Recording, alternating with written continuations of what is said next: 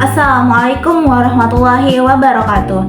Alhamdulillahirabbil alamin. Assalatu wassalamu ala asyrofil anbiya'i wal mursalin wa ala alihi washabihi ajmain, amma ba'du.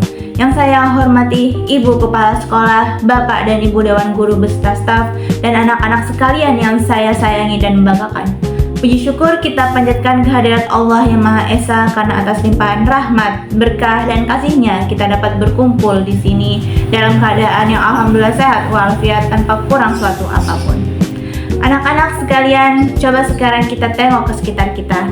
Dapat kita lihat pohon yang rindang di pinggir lapangan, rumput-rumput hijau yang segar, dan perhatikan burung-burung kecil yang sedang terbang bebas di atas kita.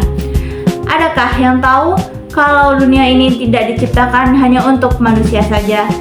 Di lingkungan tempat kita tinggal dan belajar ini, kita hidup berdampingan secara langsung dengan makhluk hidup lainnya, yaitu hewan dan juga tumbuh-tumbuhan. Oleh karena itu, pada kesempatan di pagi hari ini, saya ingin menyampaikan sebuah pidato mengenai pentingnya menjaga dan merawat makhluk hidup lainnya di lingkungan sekitar kita. Besar harapan saya setelah mendengar pidato ini, kita semua dapat membuka mata dan hati kita untuk menjadi pelindung bagi mereka. Anak-anak sekalian yang saya banggakan, pertanyaan yang mungkin sering muncul di benak kita adalah kenapa kita harus peduli pada tumbuhan dan hewan, toh mereka tidak bisa bicara seperti kita. Alasan utamanya adalah karena kita semua saling membutuhkan untuk keseimbangan alam. Kita sebagai manusia tidak akan bisa bertahan hidup sendirian di bumi ini tanpa kehadiran makhluk hidup lainnya. Coba bayangkan, setiap detik saat kita menarik nafas, udara segar dan oksigen yang kita hirup itu diproduksi secara gratis oleh daun-daun hijau pada pohon di sekitar kita. Kalau pohon-pohon itu ditebang habis, dari mana lagi kita akan mendapatkan udara yang bersih? Begitupun hewan. Burung-burung di alam membantu memakan ulat dan serangga yang menjadi hama bagi tanaman petani. Kupu-kupu dan lebah membantu penyerbukan bunga hingga bisa berbuah dan buahnya bisa kita makan sehari-hari. Jadi, menolong mereka itu salah satu cara untuk menolong diri sendiri. Yang disayangkannya, terkadang kita masih sering melihat tindakan-tindakan kecil yang kurang terpuji, tindakan yang merusak dan menyakiti makhluk hidup lainnya, baik disengaja maupun tidak disengaja. Misalnya, ada yang suka memetik kelopak bunga di taman sekolah hanya untuk mainan dan lalu dibuang, ada yang mengatakan ranting pohon yang masih muda, dan di sisi lain, kita juga terkadang melihat orang dengan sengaja melempar kucing jalanan menggunakan batu, mengurung burung di kandang yang sempit tanpa diberi makan yang cukup, atau merusak sarang burung dan sarang semut hanya untuk kesenangan sesaat. Anak-anak, tindakan tersebut sama sekali tidak mencerminkan sikap seorang pelajar yang baik dan bertanggung jawab.